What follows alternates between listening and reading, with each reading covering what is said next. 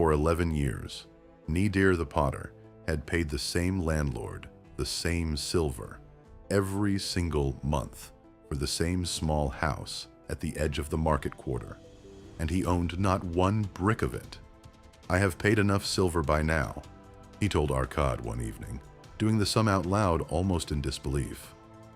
"To have built that house myself. Twice over, perhaps." "And what do you have to show for 11 years of payment?" Arkad asked. Nedir went quiet, because they both already knew the answer. Nothing. Not a wall, not a door, not a single tile on the roof belonged to him. 11 years of steady payment had built comfort for his landlord's family, and nothing at all for his own. Arkad had seen this pattern in nearly every quarter of Babylon. A man pays rent his entire working life, silver flowing out year after year, decade after decade, building someone else's fortune, brick by brick, while his own family gains nothing to pass down when he is gone. "This is the fifth cure," Arkad told him. "Own thy own dwelling. A man's wife loves a garden she may tend as her own. Children delight in solid ground beneath their feet that no landlord can take from them on a whim. And a man himself walks taller in a house that answers to no one's terms but his." Arkad encouraged Nedir to do exactly what he had once encouraged dozens of his own students to do. Take the 10th already set aside from years of fattening his purse and use it not merely to lend for interest, but as a foundation to secure land and build walls of his own, paying it down steadily rather than paying a landlord forever for the privilege of never truly living anywhere. "Once built," Arkad said, "the silver that once vanished into rent every month could instead be redirected right back into the fattening purse, because the house itself, once paid for, cost the family only its upkeep from then on. The same coin that once enriched a stranger every month would now enrich Nedir's own future instead."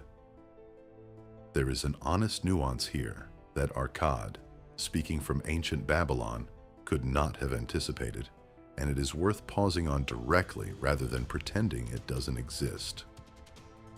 In some modern situations, high tax deductions on rent in certain circumstances, extremely high property taxes, or maintenance costs in certain cities, or a family that may need to relocate frequently for work. Renting can, in narrow cases, be the mathematically sharper, short-term choice, and a good financial advisor should always be consulted on your own specific numbers rather than treating this rule as absolute in every country and every decade. But Arkad's underlying point survives that nuance completely intact. The real principle is not renting is always foolish. It is that a home once owned outright stops being a monthly expense and starts being a foundation of equity working quietly for your family instead of your landlord's. The economist Robert Shiller, who helped build the widely used Case-Shiller Home Price Index and later won the Nobel Prize in economics, spent much of his career studying exactly this distinction with real market data rather than assumption. Shiller's research repeatedly showed that a primary home functions less like a speculative investment expected to outpace the stock market and more like what economists call a forced savings mechanism, combined with genuine housing security, a way of steadily converting a monthly payment you would be making anyway into equity you actually keep, rather than money that disappears permanently into someone else's account. Nedir spent 3 years redirecting his savings toward land and modest walls of his own, and on the day he finally slept under a roof that answered to no landlord, he said it felt lighter than any silver he had ever held.